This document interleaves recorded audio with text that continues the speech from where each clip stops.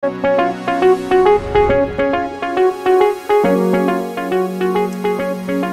kapuso, ingat po tayo sa kagat ng aso na minsan ay nakakamatay. Sa Moises Padilla, Negros Occidental, patay po ang isang batang lalaki dahil umano sa rabies. Sa monitoring ng Health Office ng probinsya, nasawi ang isang taong gulang na bata, isang buwan, matapos siyang makagat ng aso.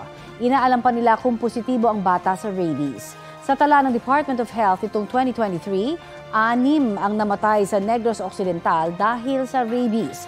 Dati nang ipinapaalala ng DOH na kapag nakagat ng aso, dapat hugasan agad ang sugat ng running water at sabon. Kumonsulta sa doktor o pumunta sa pinakamalapit na Animal Bite Treatment Center at obserbahan ang aso sa susunod na 14 na araw. Kung hindi maobserbahan dahil asong gala, maigi raw na magpatingin agad sa doktor. Kapuso, para sa mga maiinit na balita, mag-subscribe sa GMA Integrated News sa YouTube. Sa mga kapuso naman abroad, subaybayan nyo kami sa GMA Pinoy TV at sa www.gmanews.tv.